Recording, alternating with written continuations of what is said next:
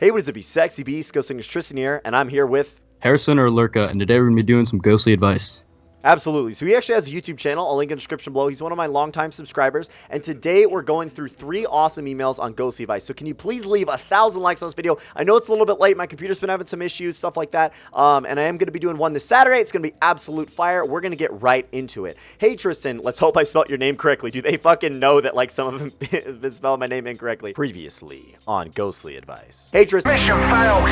We'll get them next time. I'm a huge fan of yours, and I've been watching you for almost a year now. You're a great guy and keep up the good work. So I'm 13 years old and have severe anger issues. I often end up breaking things and upsetting people I love. It gotten to the point where I had short outbursts of anger are happening almost daily and has created a very toxic relationship between me and my mom. I love her and all, but I often end up taking out my anger on her, like yelling and swearing at her. I need a way to be able to control my anger before things get worse. Thank you for taking your time. It'd be greatly appreciated if you could put this on Ghost Advice. Stay sexy, you beast, and keep doing what you're doing. Sent from my iPhone. I shouldn't have read that last part. It wasn't really important. But anyway, man, what I would say to you is it is absolutely not okay to be taking out this anger on your mom. Okay, dude? She brought you into this world, everything like that. She's giving you nothing but love and respect. And if you're taking out your anger on her, man, that's really counterproductive because it's going to make her frustrated with you and you frustrated with her. And it's just going to be this never-ending cycle, especially with your family members. It's going to cause a lot of issues between you two. So what really frustrates me is what you left out of the email is what is getting you upset? What is getting you angry? Like, why are you being so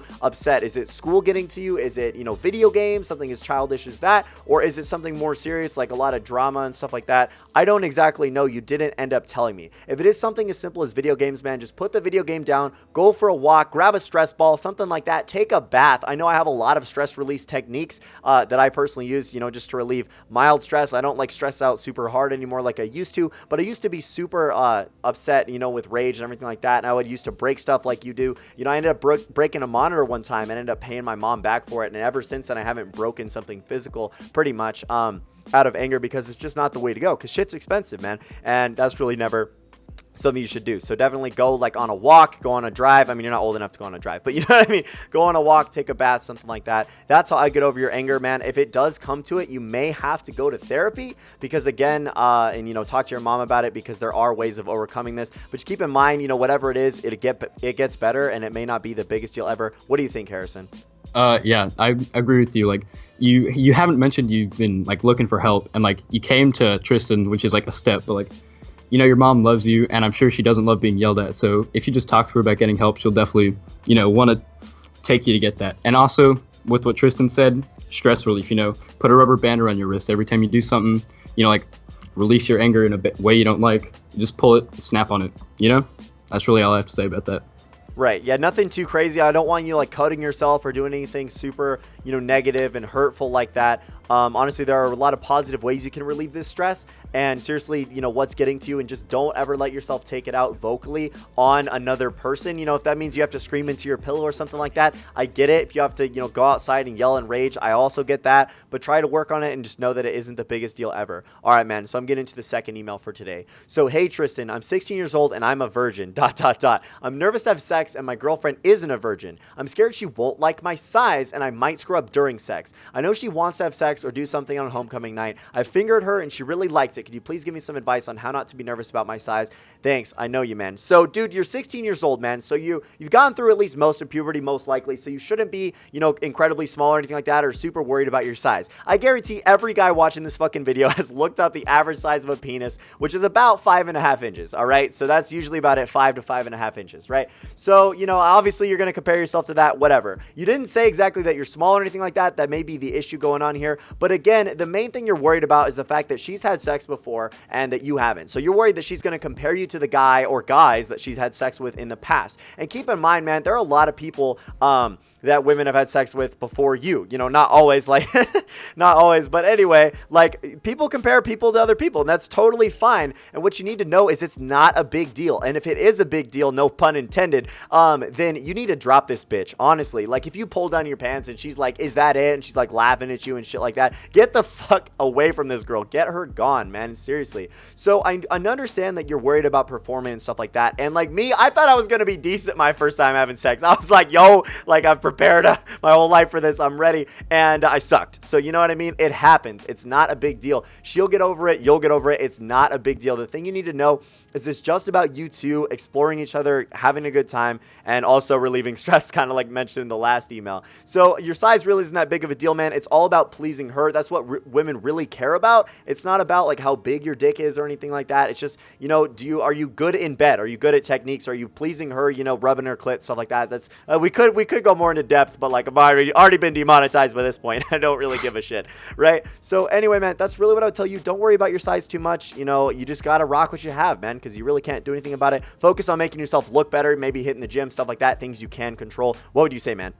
It's not about the size of the dog in the fight, it's the size of the fight in the dog. All right, man, this is really all like a self-image issue. All right, you really just gotta embrace yourself. You know, it's easier said than done, but like it's possible. Just like don't look at the negatives, look at the positives, and realize Right. at least you don't have a micro penis. Right, exactly. And don't compare yourself to other guys, man. You are you. Like, I get, like, comparing yourself to the average. Like, I mean, fuck. Like, everybody's gonna fucking do that.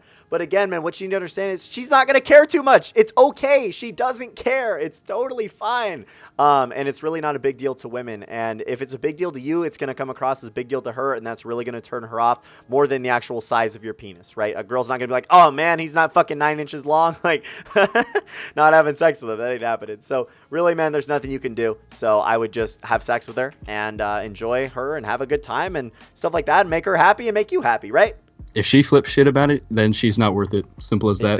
Exactly. And you want to kick her to the fucking curb. Exactly. Then she's just not mature enough to deal with something like that. You know what I mean? I mean, she's going to compare you to the last guy, but that's not what you need to be thinking about that. You need to think about her pleasuring her and pleasuring you. You're going to fuck up. It's your first time. It's going to be okay. Everybody has a bad first time. It's totally fine. Moving on to the last email for today, guys. Bro, I need help. I am pretty good at school, except when it comes to fucking algebra. I don't know why you'd have sex with algebra, but like, dude, you do you, all right? I swear I could get commended on every other subject besides any kind of math. Anyway, would you have any good study tips for math? So I could like mix in women to this answer, but honestly, I would say that actually, no, Harrison, I'm gonna let you go first on this one. Then I'll tackle it last. Go ahead, man. All right. Well, I was really in this exact same situation last year, and you know the year started off good, you know, with B's, and then by the second semester, I was, you know, getting 40s on every test. And what I wish I had done is that, well, for me, the problem was the teacher. He just wasn't that good of a teacher. So what I wish I would have done is, you know, got out of that class and moved to a better teacher. But if that's not really the problem, if it's something with you, then I know at least at my school, all the teachers have set tutoring times. So if your teacher is tutoring, go in for that. You know, there's always ways for you to, you know, get the help you need. And if you just sit there and really don't do anything about it, then, you know, it's really gonna reflect with your grades. What do you have to say about it, Tristan?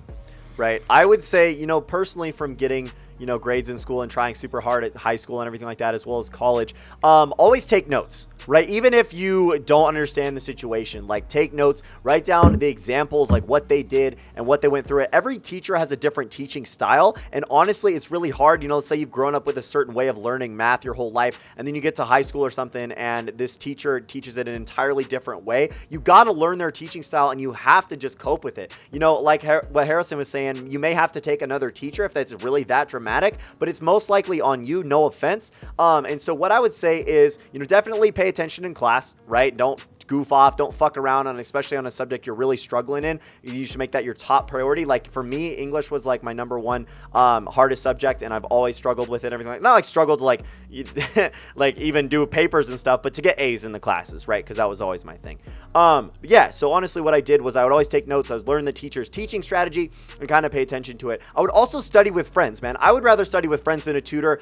Fucking 10 times out of 10. 10 out of 10 people would recommend you study with your friends, not a fucking tutor. Like, I mean, you can if it's that dramatic, right? But like, get a smart friend of yours, get a smart buddy of yours, or maybe even a couple girls, and hit up a study session. Maybe it's going to the library, maybe it's going to the cafeteria, maybe it's meeting up at your place after school. I remember I would study physics with my friends back in my place, and we would grind it until we figured it the fuck out, and then just chill and play video games after. That's pretty much what I would recommend, man, because there are a lot of study tips you can use, but it all comes down to taking notes in class, getting to know the teacher's teaching strategy, as well as going and the extra mile to get help, you know, whether that's talking to your friends and everything like that and studying with them. Honestly, that's what I would say. Guys, I really hope you did enjoy this episode of Ghost Advice. I thought it was absolutely fantastic, a little different than most of the Ghost Advices I do.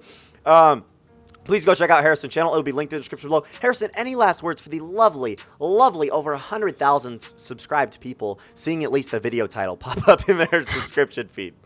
You guys are all sexy. I fucking love you.